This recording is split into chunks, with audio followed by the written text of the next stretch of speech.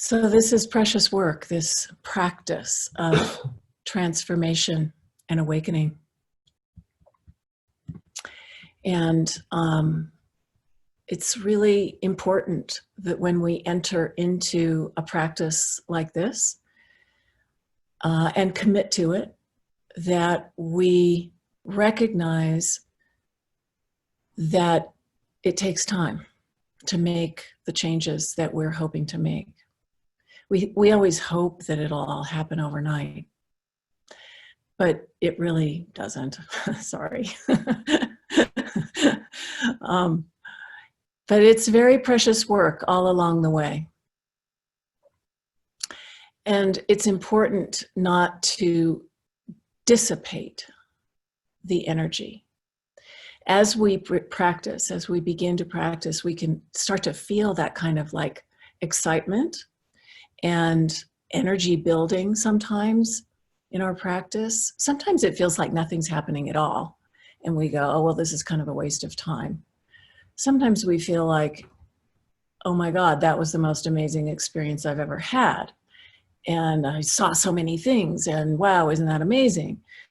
And of course, most of the time it's somewhere down the middle of pretty regular, just breathing in and out, returning over and over, not making a big deal, as my teacher Gyaltsen Rinpoche used to say, don't make a big deal about whatever is arising.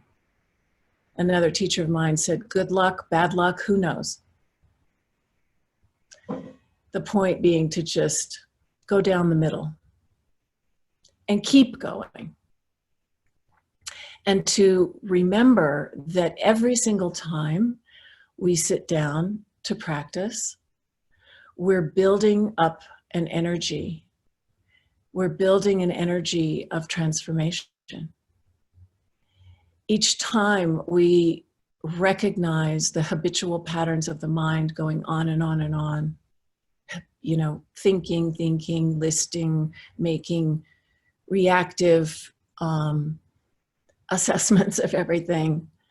And we see that that is happening, which we will see more and more frequently the more we practice.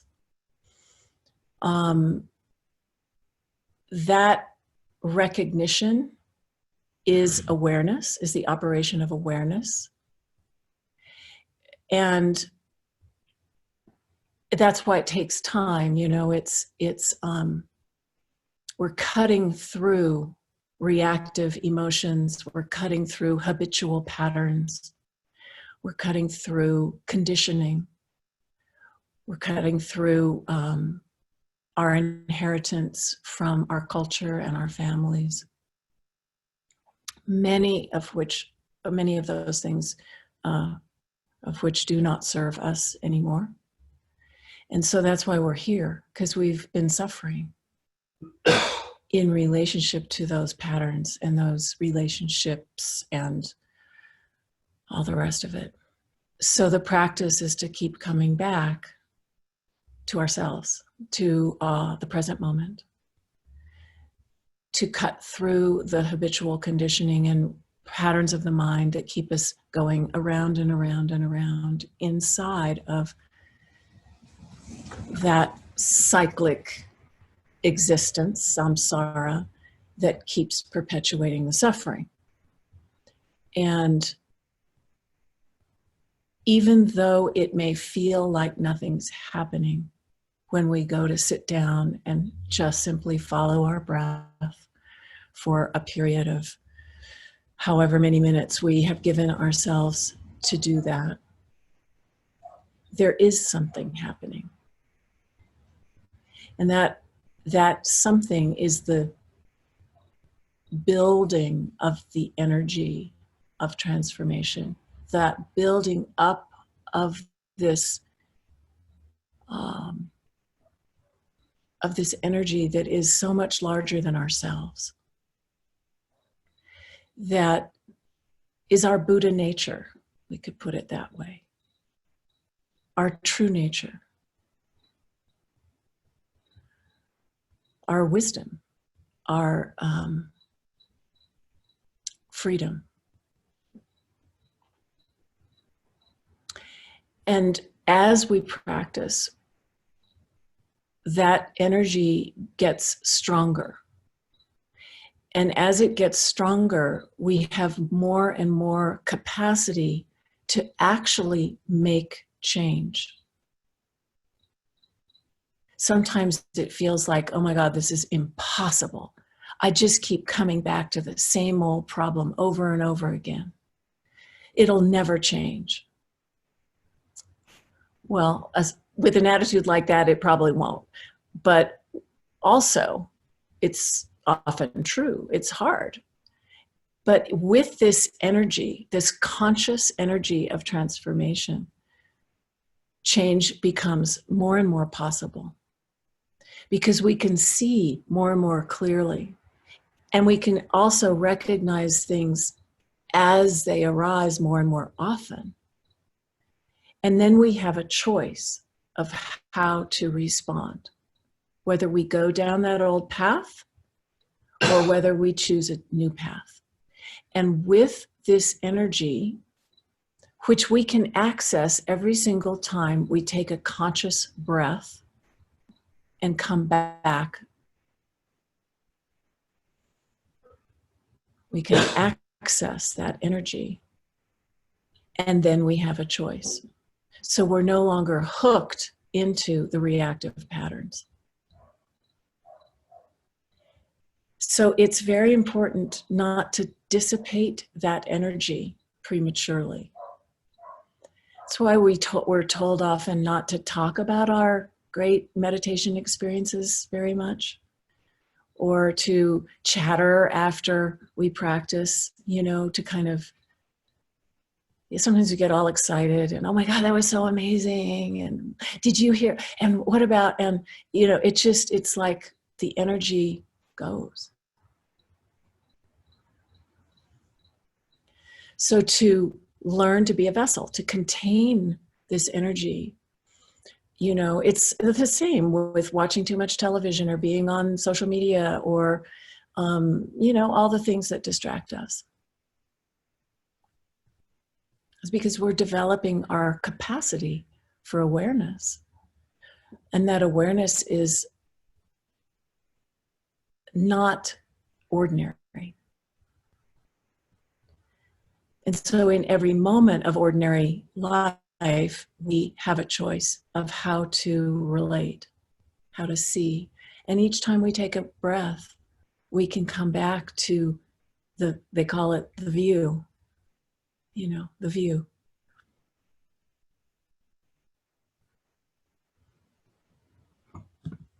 So guarding it and protecting it, this energy of transformation. That's also why we have a special seat and maybe a special shawl and, light a candle and offer some flowers. This is the most precious thing. This opportunity of this life to wake up. Most of us are going along without a clue that that's even possible. So we acknowledge ourselves. That's also why we bow to our cushion when we stand up for the walking meditation. We bow to our seat, acknowledging ourselves for being here.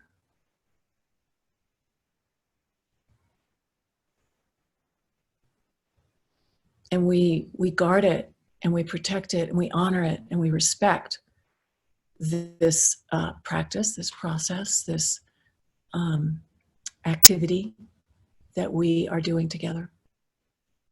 And we honor each other too in that same way. And I know we all feel that after we've practiced together. It's so helpful. So it's like going to the gym and building muscles, or physical therapy for those of us who are getting older and have to do that sort of thing. We have to work at it.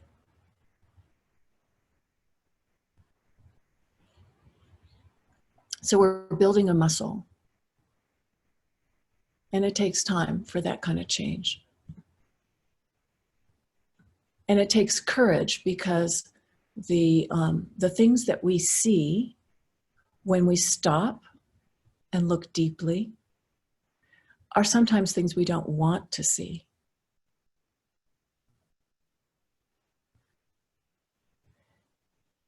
And then it's easier to check out.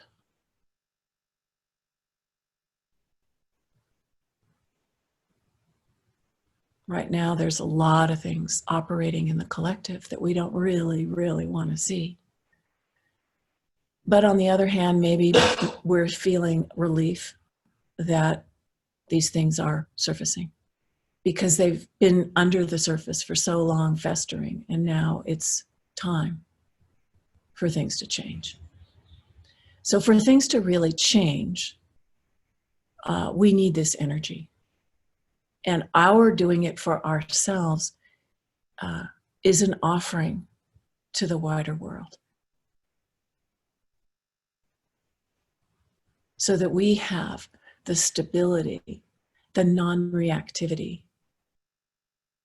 to contribute constructively to the changes that are needed.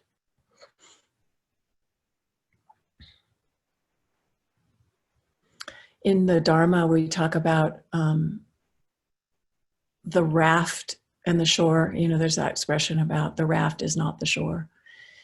And so the raft is the practice.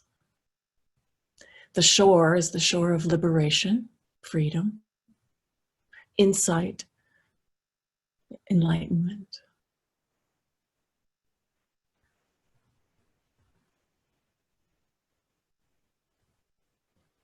We all want to get to that other shore. The shore, you know, the shore of suffering is the shore where we're mostly hanging out. The shore of liberation is the other side of the river. And we can't get there alone. And it usually involves getting wet over and over again.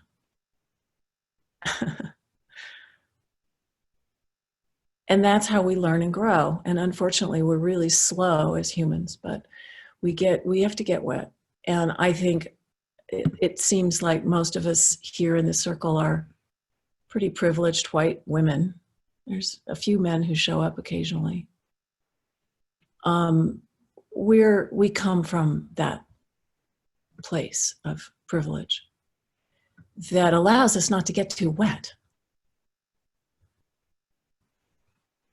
But especially now, it's important that we get probably drenched getting over to that other shore. But we can help each other. It's painful, it's uncomfortable, it takes courage. It will take everything we've got. But what else can we do? This is it. As Thich Nhat Hanh would say, present moment, only moment. I want to read you a quote from my new Dharma sister, Shamali Arda, who some of you know who she is, great teacher, who I had the pleasure of working with recently. She wrote something lately, and this caught my attention. A sliver of hope is piercing through the trance of racism that has shrouded the world for centuries. We're being given a chance right now to wake up in this lifetime, not only in a transcended way, but all the way, flesh and bone, nothing left out way, where spiritual awakening goes hand in hand with social activism and justice. There is no justice if there's no justice for all.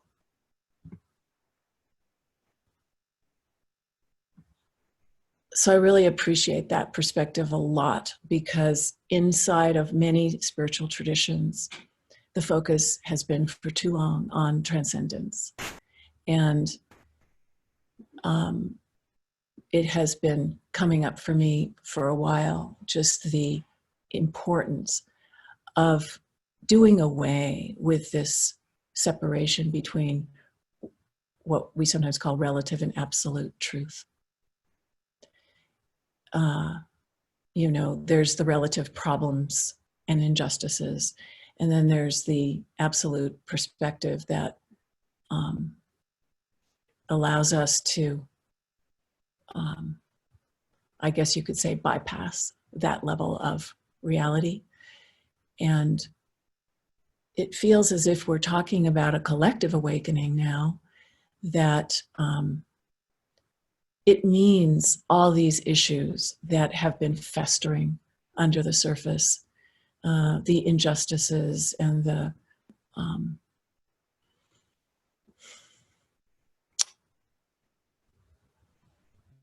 injustices need to be included fully in our practice and in our the way we integrate our practice into our everyday lives, so that it's seamless. There's no separation. So when we breathe for everyone. This is the Bodhisattva vow. This is the vow that I am not practicing just for myself. I am practicing for all beings. And there is no separation.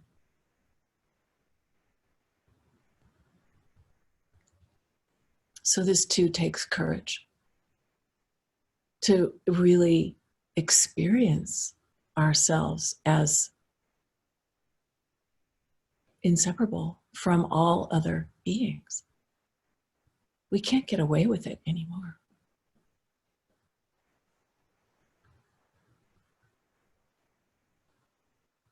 Okay? Breathing in, breathing out. Cultivating the love that will take us where we need to go. The great vehicle. The caring and the compassion, the karuna, that is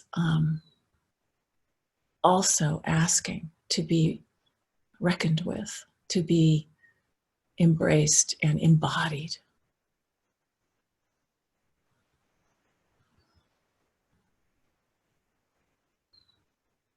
So that's the spirit that we feed as we face into the shadows that are rising up. And that's the spirit that we feed each time we sit and breathe and come back to the present moment, knowing that this moment, this precious human life that we've been given to wake up, is such a gift. The gratitude that is here when we stop and remember the view connects us with the love, the caring, the beauty that makes it possible to transform.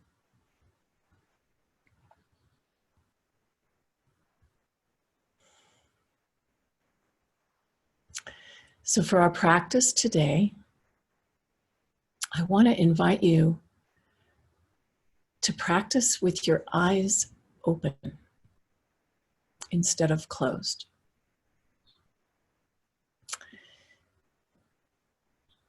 There are many ways of practicing meditation, and we should have access to all kinds of tools, depending on what's arising in our circumstances. And one of the ways that is practiced mostly in Zen circles, but also in Tibetan Buddhist training, the two I'm most familiar with, is to practice with the eyes open instead of closed. And this does many things. It facilitates awakening, actually. There's such a tendency when we close our eyes, especially if we don't have a lot of practice, to space out and to kind of go into a place that's not quite as awake as we might be with our eyes open. So, given the fact that we are being asked by the larger collective, by Gaia perhaps, to really wake up now and to focus and concentrate on this work, this practice of transformation and awakening, I thought it would be good if we practiced a little bit with our eyes open.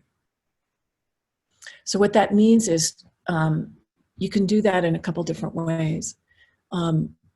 Mostly the easiest way is to find a spot that is more or less the same distance down and out as you are up. So, I mean, that is if you're sitting, I'm sitting on a cushion, not on a chair, but find a spot that's out in front of you. Your eyes are cast down a little bit, but they're open.